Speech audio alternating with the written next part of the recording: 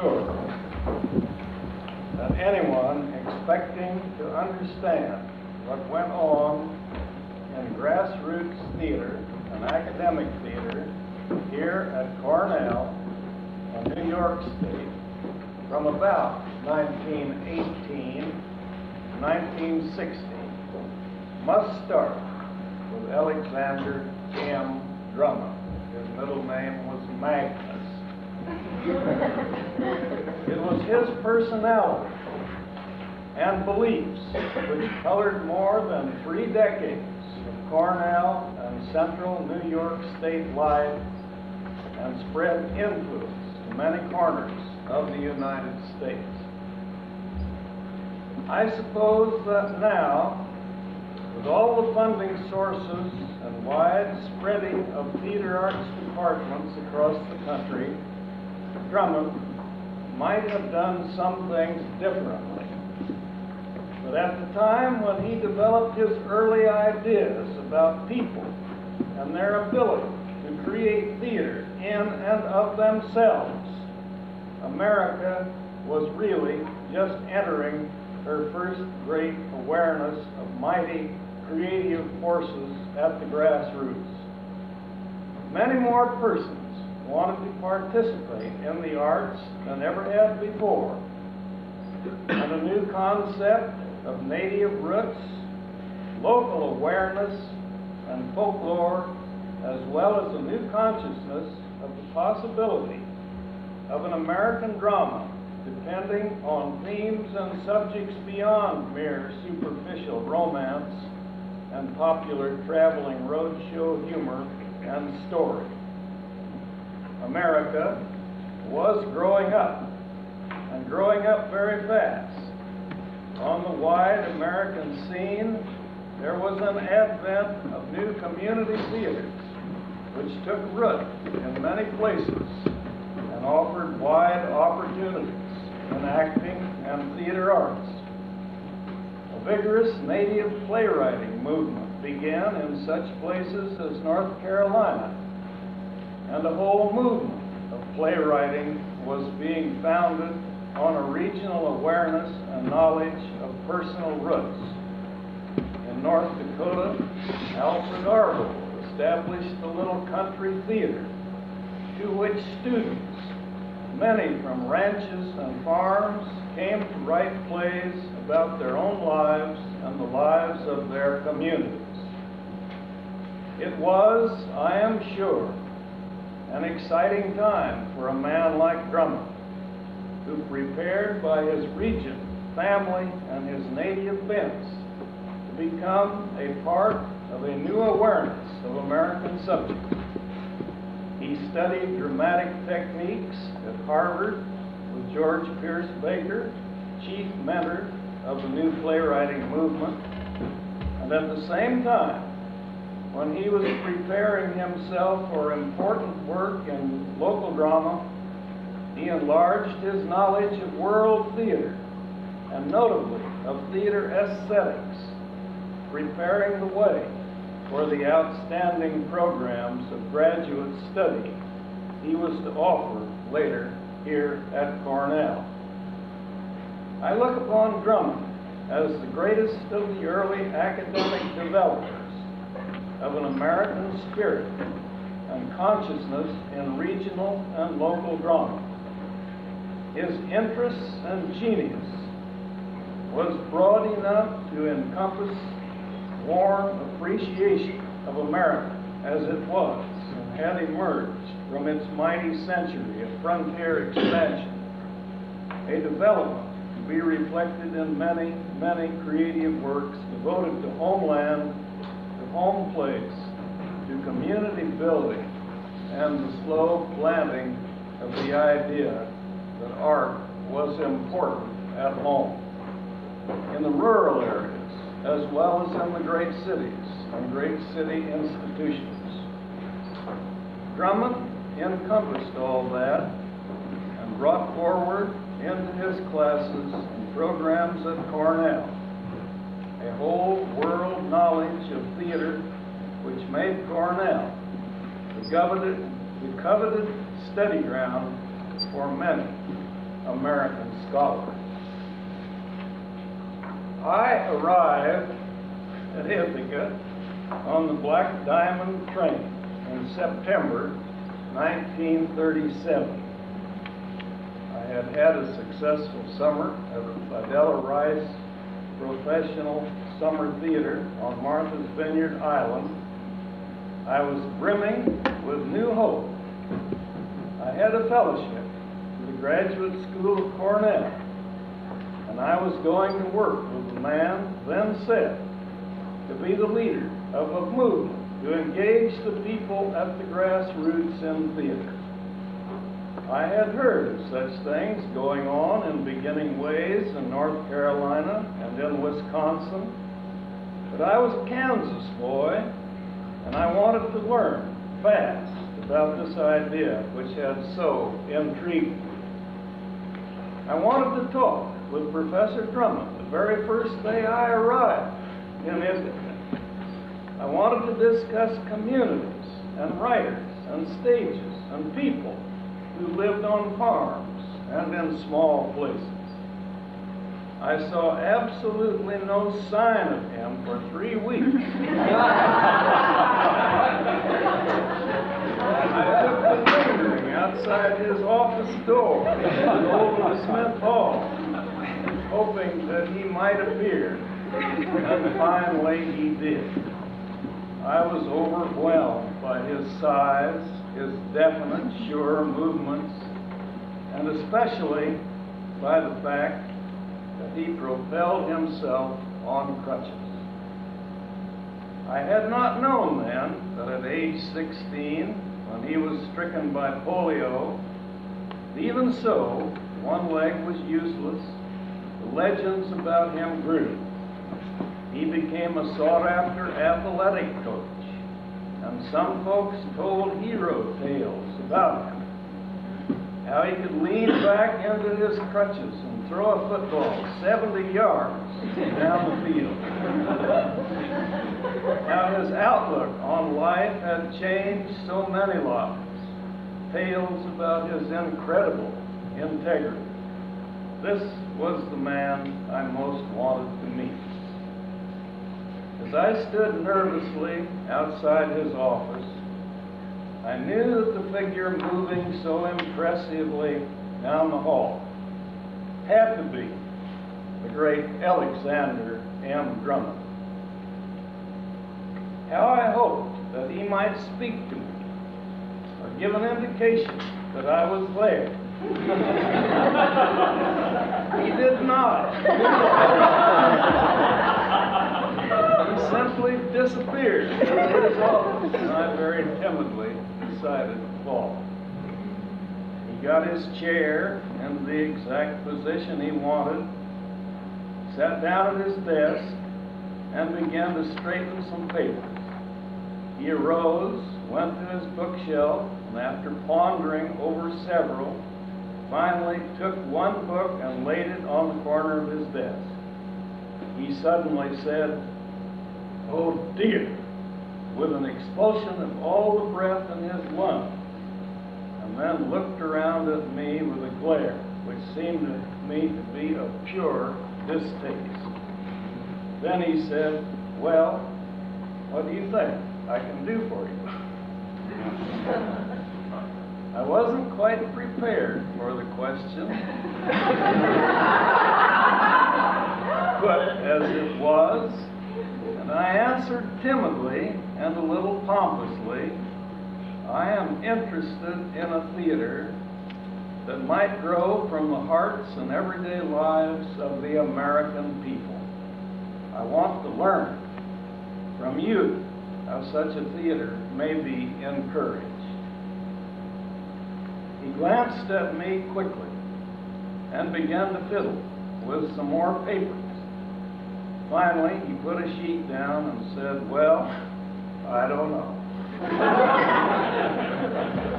and began to drum the top of his desk. I got up to leave, sure that he wanted to get rid of me, but he let me get as far as the door of his office and then said, "Oh, Gard." I turned around and saw he was holding out the book he had taken down from the shelf. Have you read Carl Karmer's Listen for a Lonesome Drum? No, sir. Well, you might look it over. Pretty good.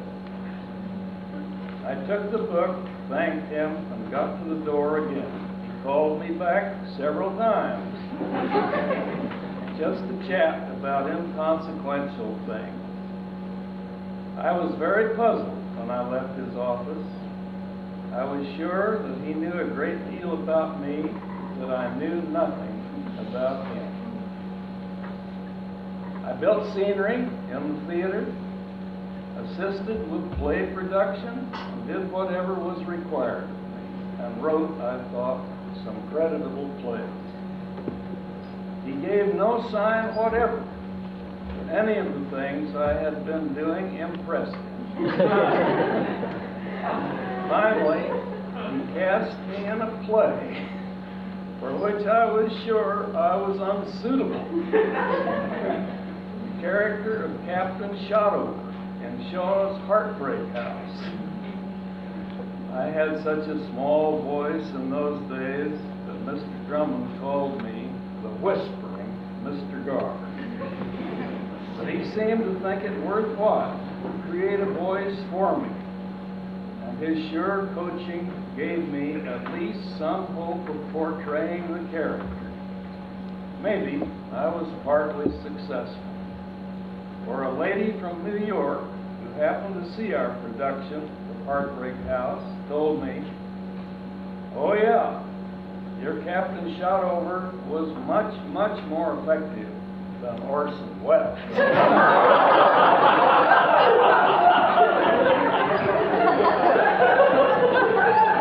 Since I have no way of comparing,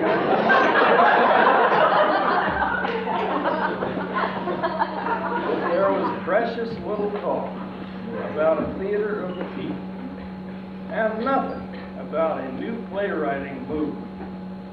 I guess I became very discouraged finally. I had written a full-length play that I liked and passed it on to Professor Drummond, and he held it for 3 months. I thought it must be pretty awful. And then one day in May, I received a letter from Nita Glass, president of Sweetbriar College in Virginia, offering me a job as instructor and head of the theater. I was terribly in need of a job, and I decided that I must see Professor Drummond and tell him that I had to leave Cornell. Finally, I did tell him. "Well, who told you to go?" "Well, nobody." He said, "You better think it over." He obviously had more to say. I stayed waiting. "Better think it over," he repeated. "I've been working very hard the last 2 months to get you a fellowship with the Rockefeller Foundation. I want you to stay and help me start a new theater project in New York State. Maybe we can learn something about stories and people and theater that will help the whole idea of American theater along." I sat very still. The reversal was terrific.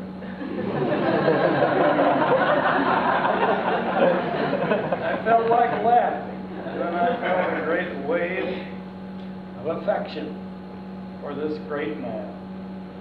He knew so exactly what to do. He said, "I had just this morning received a letter from Dr. David Stevens in New York. He'd like to have you come down to the foundation and see him." I stood up. "Well, I'd like to stay at Cornell if you really think I can help." He suddenly shoved the play I was so proud of across his desk.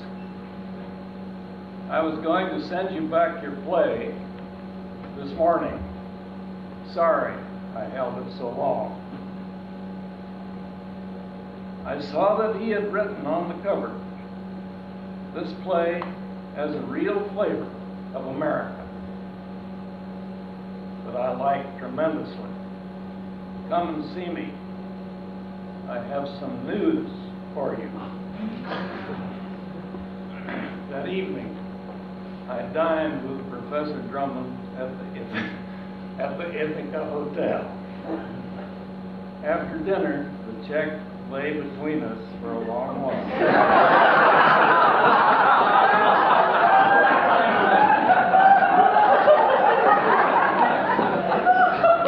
And suddenly I recalled the legend that if a graduate student achieved any kind of respect in Mr. Drummond's eyes, he might be left to pay the check.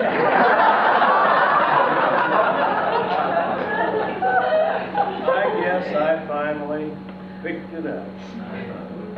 I don't know to this day how I ever paid the bill. Fortunately, I looked today and the hotel's gone.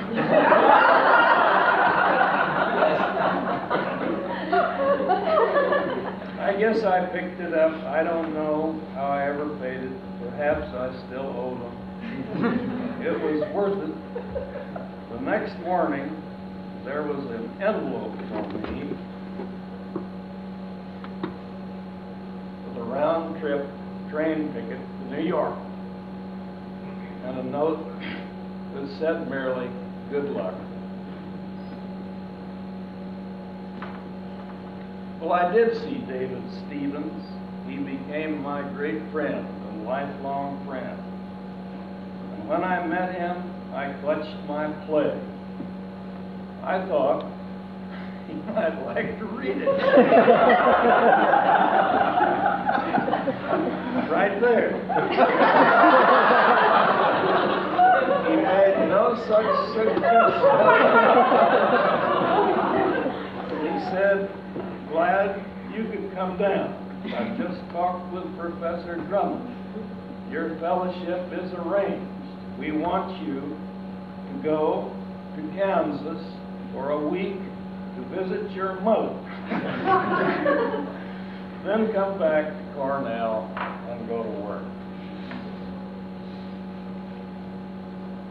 I traveled all over the state. I met the people everywhere. I heard yarns about outlaws, bogeymen, farmers, pretty teachers, milk strikes, revival preachers, murderers, buried treasure, racehorses, haunts, wondrous cures, and probably hundreds of other things.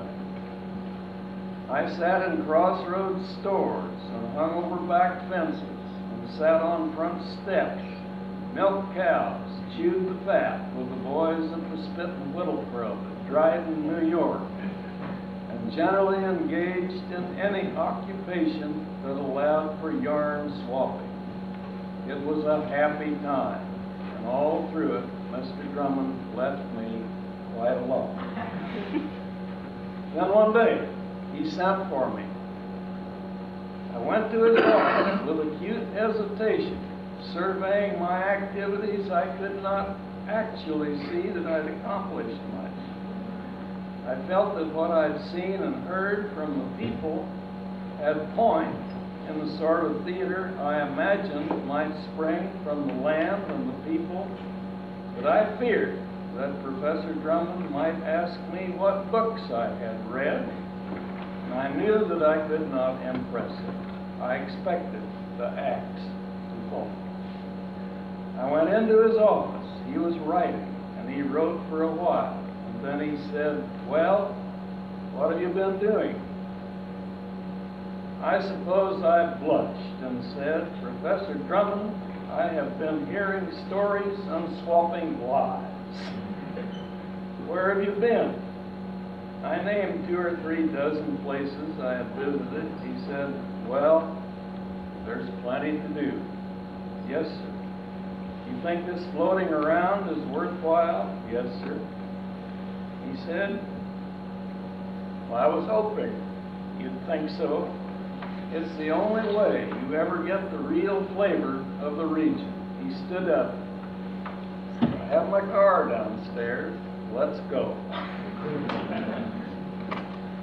Touring the central New York countryside with Professor Drummond was like being blind and suddenly seeing the unbelievable beauty of sunlight and landscape.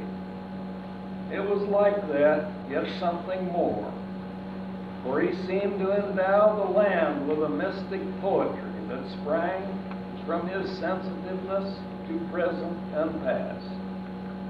There seemed no back road that Professor Drummond did not know, no hilltop that he had not seen, and no valley to which he had attached no mysterious significance. The land, the people, the winds and rains, all added up to a complete and satisfying unity for Professor Drummond. And so perfectly were these things reflected in his observations that word pictures dropped from his lips like impressionistic paintings. Sometimes at night, we would stand on a high place called Butcher Hill, from which all the land seemed to drop away to the north, to Lake Ontario. And then all the grumpiness, all worldly disillusion, the entire burden of life rolled away from him. And he would speak for hours of the legend and of the folklore of places. As such talk went on, broken occasionally by excursions to eat wonderful country food in corners of the land that only Professor Drummond seemed to know, I fell more and more under the spell of the country. It was a bewitchment for stimulated fantasies of imagination and sapped creative strength. I lived every day as a mad kind of excursion, breathing into a subconscious creativeness everything I saw and felt and heard. I had no inclination to work. I rebelled against writing.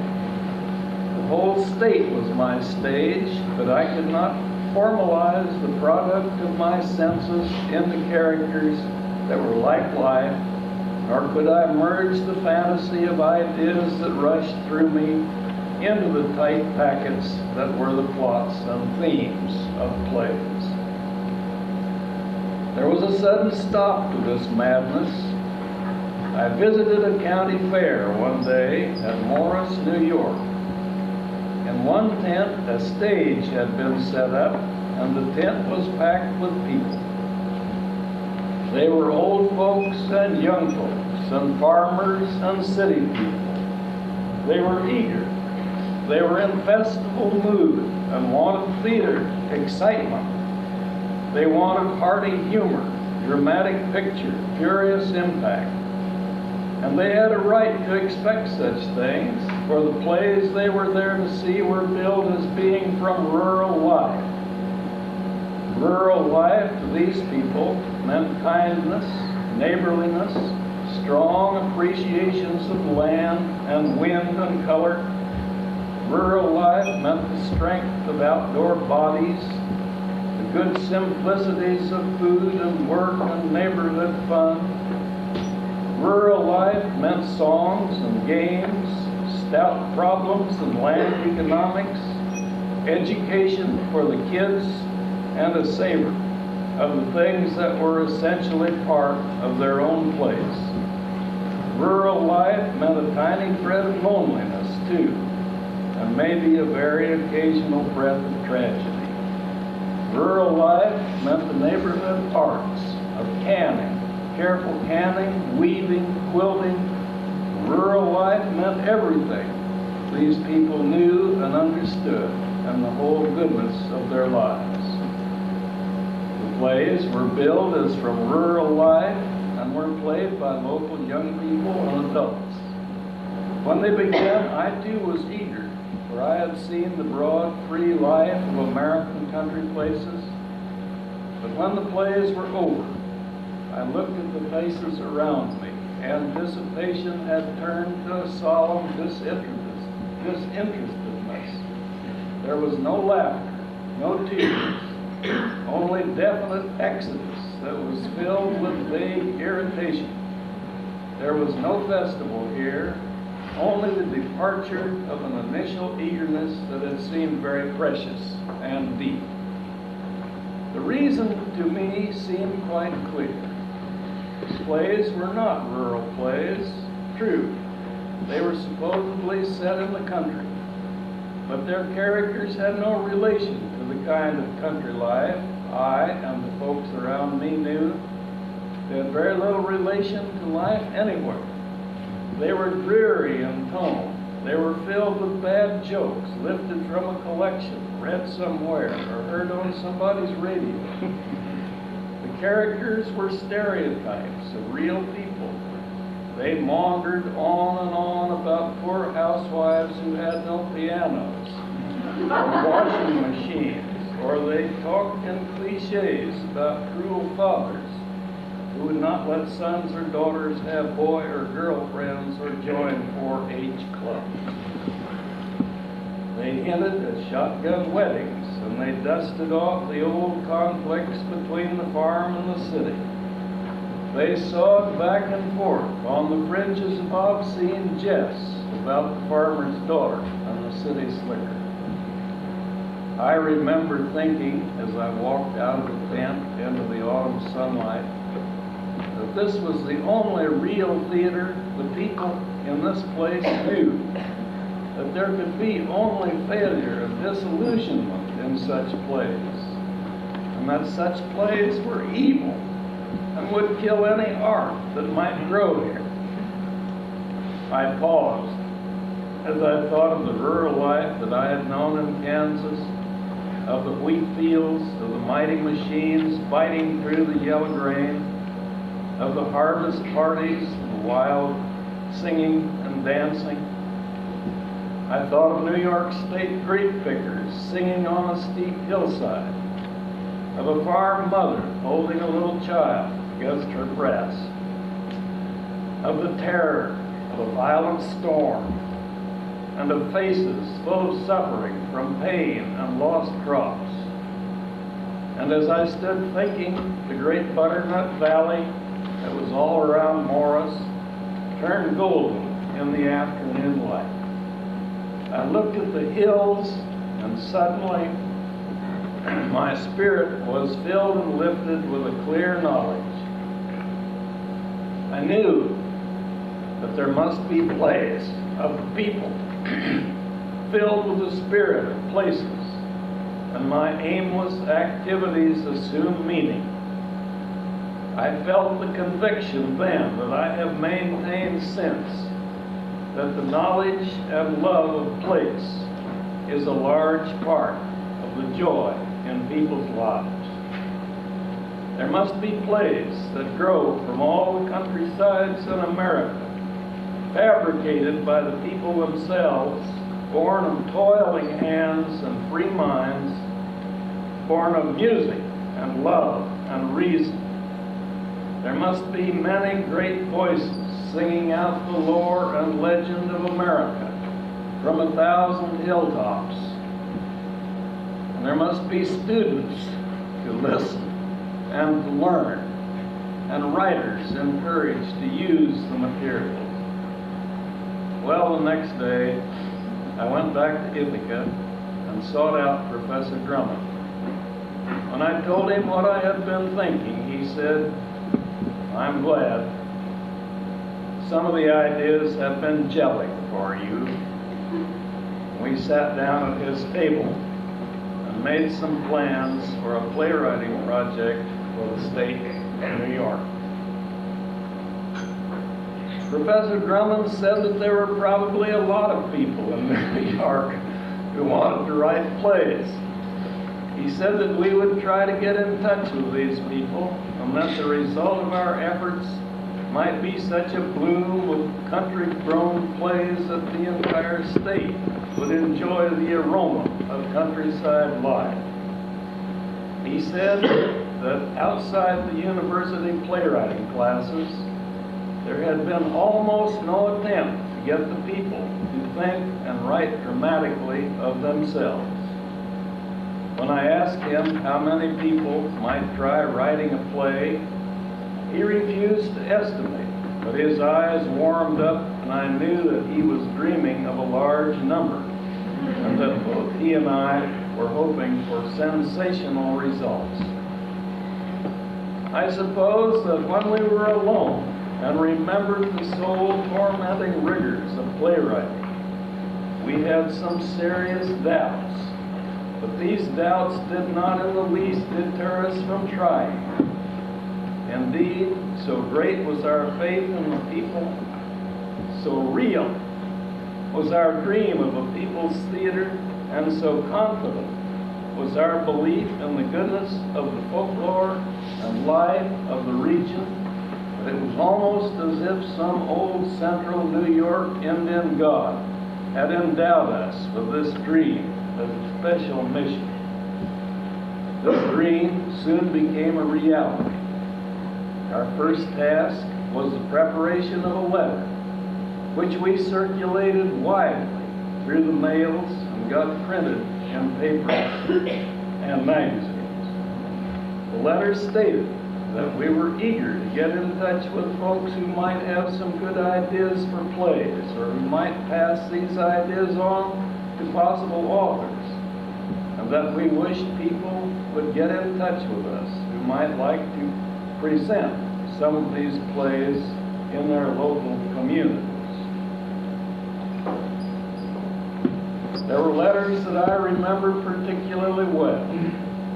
One was from a farmer's wife in Cattaraugus County, New York, Mrs. D.H. Chambers. She wrote that she was much interested in writing a play about the Dutch Hill War, a rather comic incident of land troubles in the 1840s, which took place on her farm.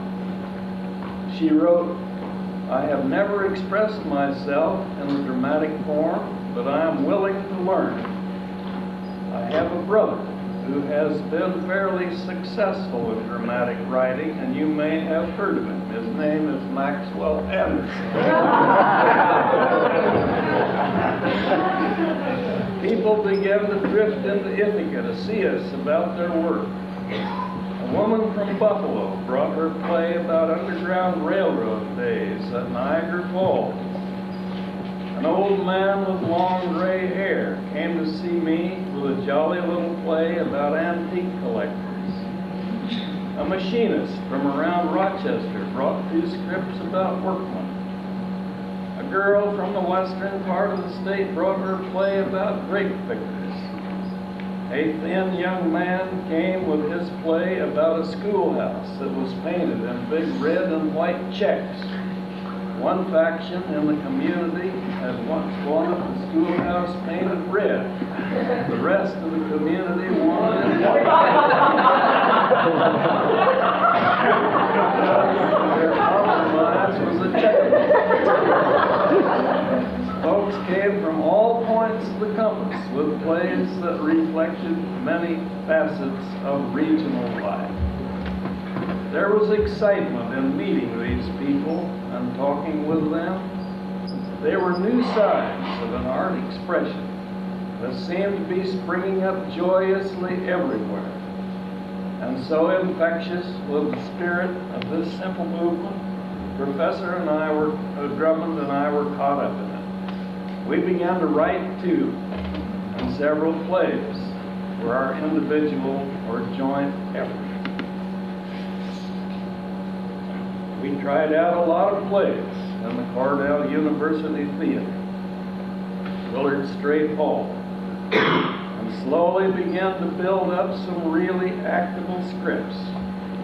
And then we decided we must write a long show that would set the temper of the thing we were trying to do. We hoped that such a play might draw the attention of the state to our project. For a subject, we turned more or less naturally to one of the greatest of the New York State tales, the famous yarn of the Cardiff Giant. Almost anyone these days knows the story of this hoax that took place in 1869 near the little village of Cardiff, New York, when a great stone man was uncovered by well diggers on the farm of Stubby Newell. The discovery of this figure aroused thousands of simple, God-fearing folk to fever pitch, for they believed the stone giant to be a religious manifestation, one of the biblical giants of Genesis. Great scientists, too, were hoodwinked, followed for a time, and considered the find to be one of the important paleological discoveries of the age. The hoax was actually fabricated by a cigar maker from Binghamton named George Hull. One day, George was arguing with a preacher at Fort Dodge, Iowa. The preacher claimed loudly that there were two giants in those days, and Hull maintained that there weren't. The preacher did George down in the debate, and George went out and hired men to cut a great block of gypsum out of the riverbank at Fort Dodge. Then George shipped the block of stone to Chicago, where he got a tombstone cutter and carved the block into the form of a giant. George got the giant to Binghamton, then shipped it by wagon to Cardiff, the wagon traveling at night for secrecy. George was first cousin to Stubby Newell. Stubby let George bury the giant on his farm. In the dead of night, the deed was done. The giant lay buried for a year. Grass grew over the spot, secluded under the shadow of a great hill. One day, Stubby hired a couple of men to dig a well right on the spot where the giant lay buried. When the men encountered a huge stone foot and dug a little more to see what manner of creature lay buried there, they both tossed their shovels in the air and ran to the village tavern to spread the news. In a few days, Newell's farm was tramped over by seething humanity. A tent was erected above the giant's grave, and Hull, Newell, and Company, which included by this time the famous Homer, New York banker David Hannum, later known fictionally as David Harum, were coining money at the rate of 5% on $4 million. Everybody wanted to see the giant. Certain ladies, viewing the sculptured wonders, fainted dead away, for Hull's tombstone carver had left nothing to the imagination.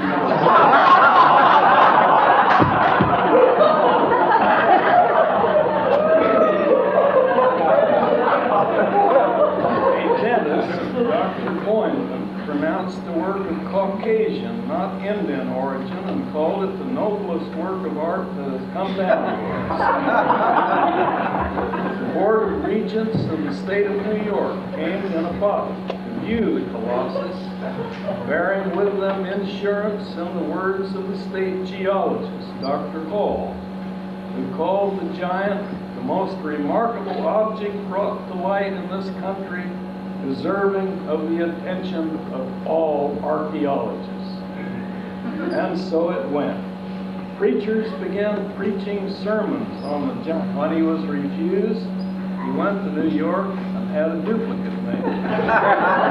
He displayed it as the only authentic Cardiff giant. Professor Marsh of Yale at last exposed the hoax for what it was. A crude and recently carved block of gypsum, something which President Andrew B. White of Cornell had maintained from the very first. While Professor Drummond and I were speculating about the Cardiff giant, a potential dramatic subject, a dreamer from the South came to visit us at Ithaca. This was Paul Green, who long before had caught a vision of a people's theater with Professor Koch of North Carolina University. This tall man with a sensitive face and deep eyes made a profound impression on me. His plays were pointed out as the foremost regional dramatic expressions in America. He spoke simply, yet like a poet, and everything in the earth and sky and of men had a philosophic meaning for him.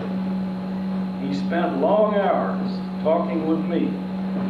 When he heard the story of the giant, he began to grin and get excited and pace up and down. He said the yarn demonstrated the universality of human folly, and he insisted that Professor Drummond and I start writing the play immediately.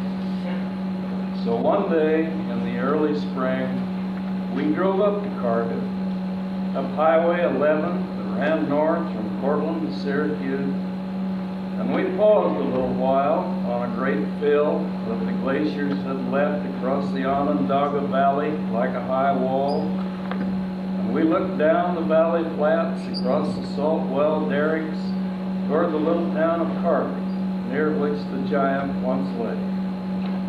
The valley was quiet and mysterious, with the hill they called Bear Mountain shadowing it from the west. It was a scene to inspire awe.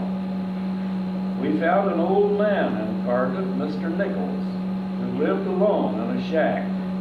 He was the son of one of the fellows who had dug the well and uncovered the giant's foot. Mr. Nichols had seen the giant lying in its grave, and he had some yellowed photographs of the scene and the wonder. He took us to the exact spot where the hoax had taken place, and from him we got the atmosphere and the flavor of the event.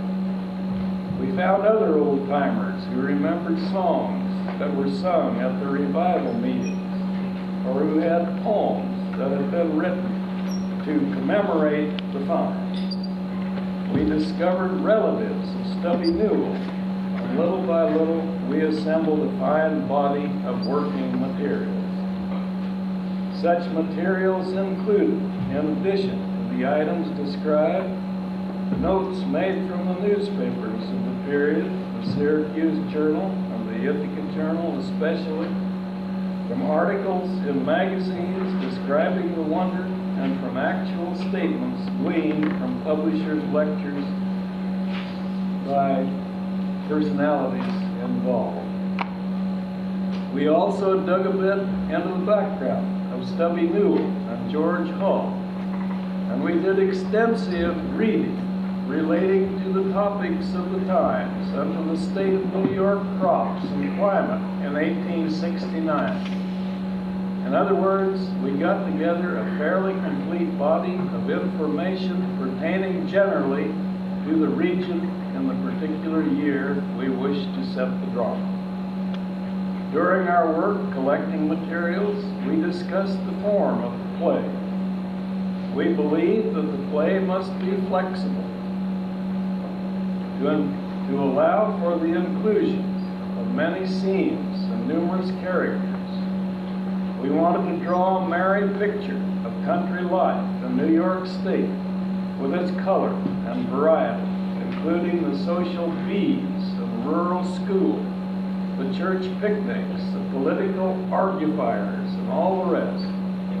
And to do this, we knew that we must think in terms of a show rather than a strictly plotted play. Therefore, with the excellent models of the ancient Chinese theater, the living newspaper dramas of the Federal Theater, and the newly produced Our Town before us, we conceived a freewheeling New York State show.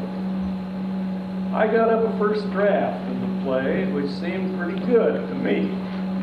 But Professor Drummond said, "Gard, this is too damn long. We'll have to cut it." And then he began to work on the play, and he proved that he was a true lover of New York State and her stories. For he lengthened the play, added characters, scenes, and generally filled the whole thing with his intimate understanding of the people, their language, their music, and their poetry. The final draft of the Cardiff Giant had 98 speaking parts. In the first production in the Cornell University Theater, I played 9 parts. When the curtain rose to an enthusiastic crowd of New York Staters, and the narrator was on the stage saying, "You gotta imagine you're back in 1869. That's when the hoax gelled in October 1869. It was as if the spirit of central New York State had come alive. And in the very first scene, the folks all began to go to Cardiff to see the Giant.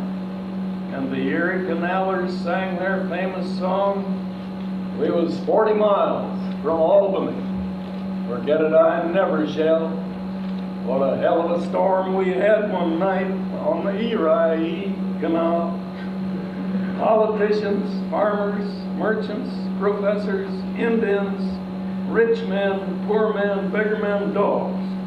And the preachers began preaching, and the ladies of the Methodist, Free Methodist, Presbyterian, Baptist, Hardshell, Spiritualist, and all the other churches began singing revival hymns. And Dave Harum and P.T. Barnum and Bob Ingersoll and the Board of Regents of the state of New York and the Bloomer women and the Yale professors all got on stage at once, yelling that the Giant was an honest-to-God sign from on high.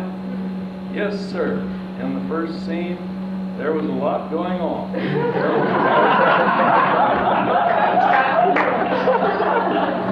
With the Giant lying in its grave there on the stage, and crowds of people milling around and demonstrated plenty of kinds of human folly.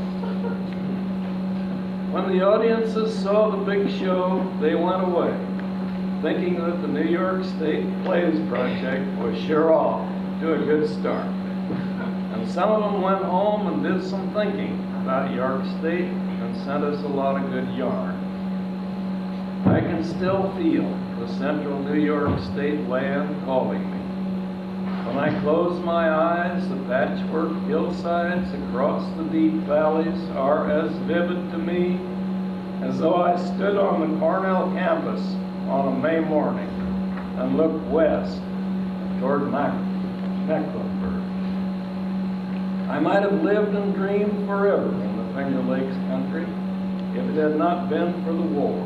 But suddenly, one day, there it was. And the course of our creative project in York State was instantly altered. There was writing, yes, but it was frenzied writing on wartime themes. And when we looked about the lab, there were no longer homegrown plays on country stages. Sadly, we admitted that the dream must wait. And for me, indeed, York State Project is only a green memory. I have never lived in New York State again. There were many ideas I took away from Cornell. Most of these ideas were simply a part of the maturing of other larger ones and not definable in themselves. But the large ideas about regional theater that I took away were definable. Reduced to general terms, they are these. A concept of theater must be broad enough to include many things. The traditional material of the regions, at least those things having possible literary significance, must be looked at and drawn together. Writers must be encouraged throughout the region. The people of the region must be let in on what the Regional Drama Project is trying to do, and a friendly public attitude toward the project has to be established. The university should take the role of leadership in the theater arts, not only on the campus, but throughout the region.